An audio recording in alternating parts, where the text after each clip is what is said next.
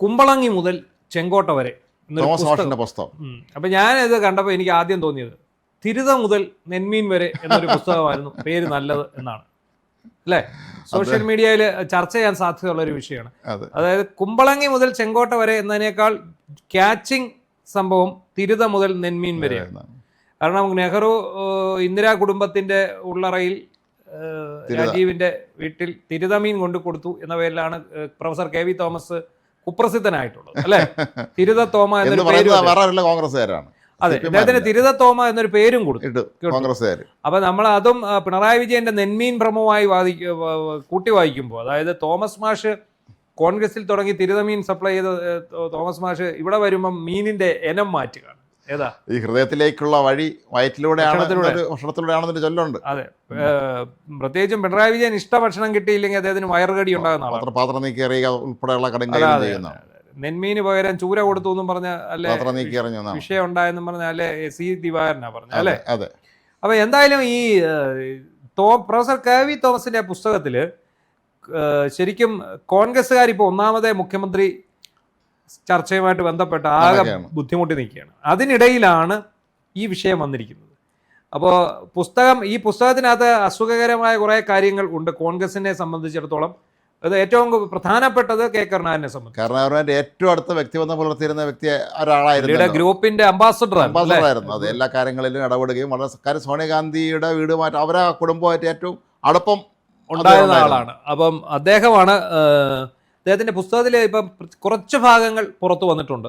അത് പത്മജയ്ക്കെതിരെയാണ്, പത്മജ വേണുഗോപാലിനെതിരെ എന്ന് പറയാൻ നമുക്ക് സാധിക്കില്ല. കരുണാകരനും സോണിയാഗാന്ധിയും തമ്മിൽ പിണങ്ങാൻ കാരണമായത് പത്മജയെ കരുണാകരൻ പിൻവാതിൽ വഴി തിരികാൻ ശ്രമിച്ചതുകൊണ്ടാണ് 2001 ശ്രമിച്ചു എന്നാണ്. അതുപോലെ മക്കൾക്ക് രണ്ടിനും വേണ്ടി കരുണാകരൻ ചരട് വലിച്ചു. 2001 KPCC പ്രസിഡന്റാക്കി K മുരളീധരൻ.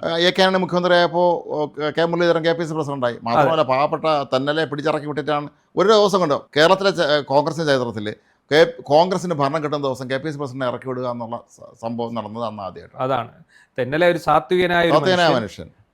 കോൺഗ്രസിന് വേണ്ടി എപ്പോഴും അന്ന് പറയുന്ന തെന്നലയെ വിളിക്കുമെന്നായിരുന്നു. തെന്നല കമ്മിറ്റികളുണ്ട്. അതെ, എല്ലാ തെന്നല കമ്മിറ്റി. അത് അന്നാണെന്ന് തോന്നുന്നു PK മന്ത്രിയാന്ന് തോന്നുന്നു ഒരു കാർട്ടൂൺ വരച്ചേ. ഈ കോൺഗ്രസിന്റെ യോഗം നടക്കുന്നിടത്ത് പാട്ട് വെച്ചിരിക്കുക, ദേവലോക രഥവുമായി തെന്നലേ തെന്നലേ തെന്നലേ.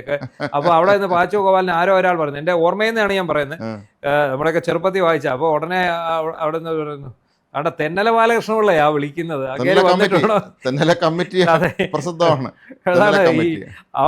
അത് തെന്നല KPCC പ്രസിഡന്റായി വരുന്ന കാലഘട്ടം വളരെ നല്ലൊരു കാലഘട്ടമായിരുന്നു. യാതൊരു കുഴപ്പമില്ലായിരുന്ന ആളെയാണ് മാറ്റിയിട്ട് അന്ന് മുഖ്യമന്ത്രി ആവുന്ന അതേ സമയം KPCC പ്രസിഡന്റ് ഇറക്കിട്ട് പുതിയ KPCC പ്രസിഡന്റ് മുരളീധരനെ നിയോഗിക്കുന്നു. അപ്പം ഈ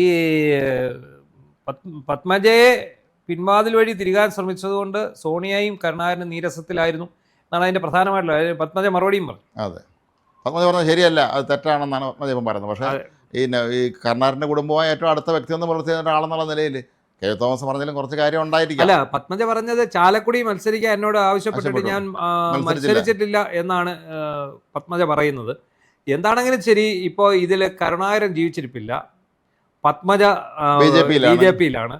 പിന്നെ ഉള്ളത് ഇദ്ദേഹമാണ്, K മുരളീധരനാണ്. അദ്ദേഹം ഇതിനെക്കുറിച്ചൊന്നും പ്രതികരിക്കുമെന്ന് എനിക്ക് തോന്നുന്നുമില്ല. പിന്നെ അതിരുവിട്ട വിമർശനങ്ങൾ ലീഡർക്കെതിരെ ഉണ്ടെങ്കിൽ എന്തെങ്കിലും K മുരളീധരൻ പ്രതികരിക്കും. പത്മജ പറയാനുള്ളത് പറഞ്ഞു കഴിഞ്ഞു. അത് പിന്നെയും ഉണ്ട്, കരുണാകരന് PV നരസിംഹറാവുമായിട്ട് നല്ല രസത്തിലായിരുന്നില്ല എന്നുള്ളൊരു. അതെ, കരുണാകരൻ നരസിംഹറാവിനെ കാണുമ്പം PM എന്നുള്ള അല്ലെങ്കിൽ പകരം PV എന്ന്, PV അതിന്റെ വിളിപ്പേരാണ്, PV എന്ന് വിളിക്കുമായിരുന്നു എന്നാണ്.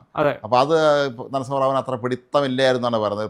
പ്രധാനമന്ത്രിയായ എന്നെ പേര് പറഞ്ഞ് വിളിക്കുന്നു എന്നുള്ള കാര്യം ഈ നരസിംഹറാവിനെ പ്രധാനമന്ത്രിയാക്കിയതിൽ വലിയൊരു പങ്ക് വെച്ചാണ് K കരുണാകരനാണ് അദ്ദേഹത്തെ പ്രധാനമന്ത്രിയാക്കിയത്. സ്വാഭാവികമായിട്ടും ഇദ്ദേഹത്തിന്റെ മരണശേഷം അല്ലേ, പിന്നെ ഇന്ദിരാഗാന്ധിയുടെ മരണശേഷം രാജീവ് ഗാന്ധി പ്രധാനമന്ത്രിയാക്കിയാലും അതേ വലിയ പങ്ക്. അതെ, അത് പങ്കുവെച്ചു. അതുപോലെ രാജീവ് ഗാന്ധിയുടെ മരണശേഷമാണ് നരസിംഹറാവുവിനെ കൊണ്ടുവരുന്നത്. അന്ന് രാഹുൽ ഗാന്ധി 10-20 കൊച്ചു പയ്യനാണ്. മാത്രമല്ല പിന്നീട് നരസിംഹറാവു മന്ത്രിസഭയ്ക്കെതിരെ അവിശ്വാസ പ്രമേയം കൊണ്ടുവന്നപ്പോൾ അന്നും പ്രധാനമായിട്ടും നരസിംഹറാവിനെ സഹായിക്കാൻ നിന്ന ഒരാൾ മന്ത്രിസഭ. അതുപോലെ സോണിയാഗാന്ധിയെ വീണ്ടും പ്രധാനമന്ത്രിയാകാൻ ഒരു ശ്രമം നടത്താറുണ്ടല്ലോ.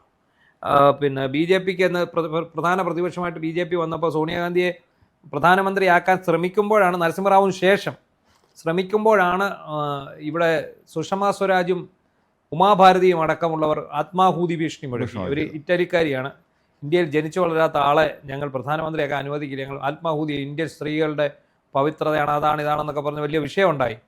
ആ സമയത്ത് ആണല്ലോ ഇങ്ങേര് പ്രധാനമന്ത്രിയാണ് ഡോക്ടർ മൻമോഹൻ സിംഗ്. അപ്പോൾ പക്ഷേ അതിനെക്കുറിച്ച് അതിനകത്ത് പുസ്തകത്തിൽ പറയുന്നുണ്ടെന്ന് തോന്നുന്നു. കാണും, എല്ലാം കാണും. കാരണം ആ ഒരു കാലം മൻമോഹൻ സിംഗ് മന്ത്രിസഭയിൽ അംഗമായിരുന്ന ആളല്ലേ കെ തോമസ്.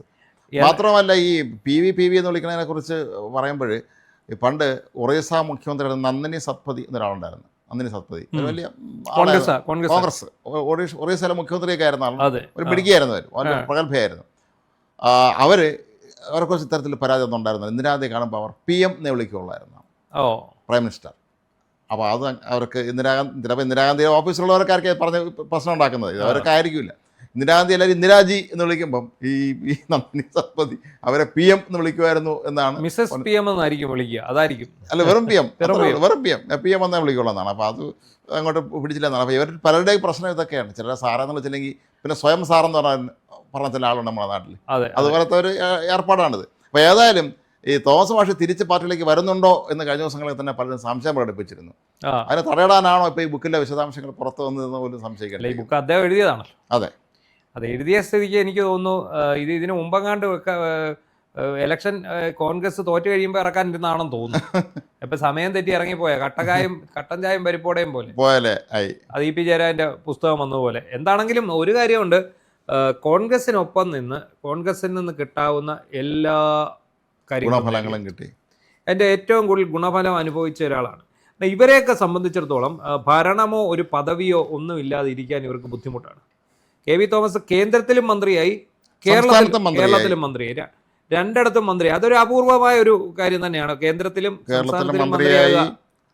ഇവിടെ എറണാകുളം DC പ്രസിഡന്റായിരുന്നു, KPC ട്രഷററായിരുന്നു, 80 മുതൽ ദീർഘകാലം അദ്ദേഹം MP ആയിരുന്നു. ഒരിക്കലാണ് അദ്ദേഹം പരാജയപ്പെട്ടത്, അതിൻ്റെ 6 അദ്ദേഹം പരാജയപ്പെട്ടത്. പിന്നെ വീണ്ടും അദ്ദേഹം MLA ആവുന്നു.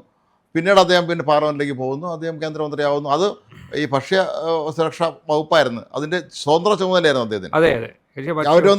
സഹമന്ത്രിയായിരുന്നു. അതിനുശേഷം വീണ്ടും പാർലമെന്റിലേക്ക് സീറ്റ് കിട്ടാൻ വന്നപ്പോഴല്ലേ അദ്ദേഹം 19 സീറ്റ് കിട്ടാൻ വന്നു. 19 എല്ലാവരും ചാടിപ്പോയത് കേന്ദ്രമന്ത്രിയാകാൻ വേണ്ടിയായിരുന്നു. കേരളത്തിൽ എന്തായാലും ഭരണമില്ല, എന്നാൽ പിന്നെ ഞങ്ങളൊക്കെ എല്ലാം കേന്ദ്രമന്ത്രിയാകാമെന്നും കണ്ടാണ് പോയത്. അന്ന് അങ്ങനെ സീറ്റ് കിട്ടാതെ വന്നപ്പോഴാണ് അദ്ദേഹം പതുക്കെ പാർട്ടി വിടുന്നതും പിന്നീട് CPM അദ്ദേഹത്തെ ദത്തെടുക്കും. ഈ രസകര കാര്യം, തോമസ് മാഷ് കേരളത്തിലെ മന്ത്രിയായിരുന്ന സമയത്ത് ഒരു കോഴിക്കോട്ടൊരു ഫംഗ്ഷൻ നമ്മൾ DFIക്കാരോ SFIക്കാരാണ് അദ്ദേഹത്തെ കരിയോയിൽ ഒഴിച്ചിരുന്നു. ചിത്രം ഇപ്പോഴും നല്ല ഓർമ്മ. കോഴിക്കോട് അദ്ദേഹം ഇങ്ങനെ അന്തമെടുക്കുക, ഇവർ കരിയോയിൽ ഒഴിക്കുകയാണ് അദ്ദേഹത്തേക്ക്. ഇതിൻ്റെ മന്ത്രി അദ്ദേഹത്തെ കരിയോയിൽ ഒഴിച്ച് നിർത്തിക്കുന്നത്. SFI ആണോ DFI ആണോ എനിക്ക് ഇപ്പോഴും ഉറപ്പില്ല. SFI ആണെന്ന് തോന്നുന്നു. അന്ന് രക്ഷാപ്രവർത്തനം ഒന്നും നിലവിൽ വന്നു. രക്ഷാപ്രവർത്തനം തലയിലെടുത്ത് അടിക്കാൻ പൂച്ചട്ടി കിട്ടിയിട്ടില്ല. അപ്പം എന്തായാലും KV തോമസ് പിന്നീട് വരുന്നത് നമ്മൾ കാണുന്ന ക്യാബിനറ്റ് റാങ്കോടെ കേരള കേന്ദ്ര ബന്ധം ഏകോപിപ്പിക്കാൻ. അത് നേരത്തെ ഇയാളായിരുന്നു, സമ്പത്തായിരുന്നു.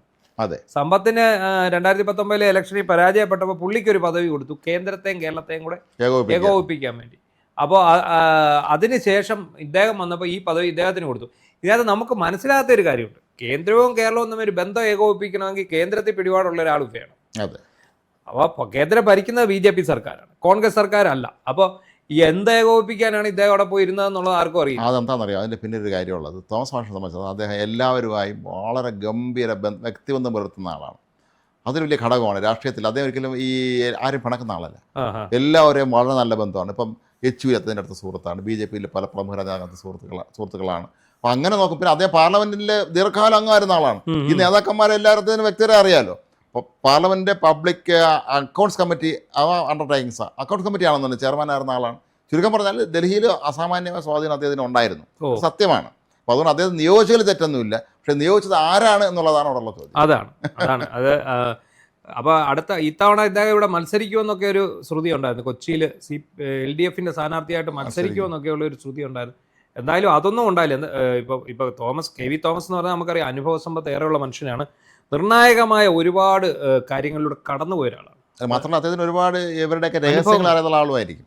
അതാണ് ഈ ഇന്ദിരാഗാന്ധിയുടെ മരണം, രാജീവ് ഗാന്ധിയുടെ മരണം, സോണിയാഗാന്ധിയുടെ കപ്പിനും ചുണ്ടിനും സോണിയാഗാന്ധിയുടെ പ്രധാനമന്ത്രി പദം നഷ്ടപ്പെട്ടു പോയത്, പിന്നീട് മാറി മാറി വന്ന സർക്കാരുകൾ ശരിക്കും പറഞ്ഞാൽ വളരെ നല്ല അനുഭവ സമ്പത്തുള്ള ഒരാളാണ്. ഈ സാഹചര്യത്തിൽ അദ്ദേഹത്തിന്റെ പുസ്തകം വളരെയധികം ചർച്ച ചെയ്യപ്പെടും, അതിനൊപ്പം തന്നെ അത് വിവാദവുമാകും. തോമസ് മാഷിന് ഈ പാർട്ടിയിലേക്ക് തിരിച്ചു വരുമോ എന്ന് പലരും കോൺഗ്രസ്സുകാർ സംശയിക്കുന്നുണ്ട്. അതിന്റെ ഭാഗമായിട്ട് കോൺഗ്രസ്സുകാർ തന്നെയാണോ ഇതിപ്പോൾ ഒരു വിവാദം കുത്തിപ്പൊക്കിയതെന്ന് സ്വാഭാവികം നമ്മൾ സംശയിക്കേണ്ടി വരും. അല്ല, ഇപ്പം KV തോമസ്, PJ കുര്യൻ തുടങ്ങിയ ആൾക്കാർക്കൊന്നും ഇനി പാർട്ടിയിൽ ഒരു പദവി കിട്ടാനുള്ള സാധ്യതയില്ല. പാർട്ടി എന്നല്ല, ഒരു ജനകീയ പദവി, ജനപ്രതിനിധി എന്നുള്ളതിൽ ഒരു മന്ത്രിയോ MLA യോ സ്പീക്കറോ ഒന്നും ആകാൻ സാധിക്കാത്ത, അതിന് അവരുടെ പ്രായം കഴിഞ്ഞു. അവരെ ഇപ്പൊ ഇനി തിരിച്ചു വന്നിട്ട് ഇവിടെ ഒന്നും എടുക്കാനില്ല. കേന്ദ്രത്തിൽ കോൺഗ്രസ് സർക്കാരായിരുന്നുവെങ്കിൽ ഇവർ ഗവർണറൊക്കെ ആക്കായിരുന്നു. കേന്ദ്രത്തിൽ കോൺഗ്രസ് സർക്കാർ ആയിരുന്നെങ്കിൽ ഇവരൊക്കെ ഇപ്പോഴും മന്ത്രിമാരായിട്ട് തുടർന്നേനെ. അതെ, ഈ പറയുന്ന KV തോമസും PJ കുര്യനും ഒക്കെ മന്ത്രിമാരായിട്ട് തന്നെ തുടർന്നേ.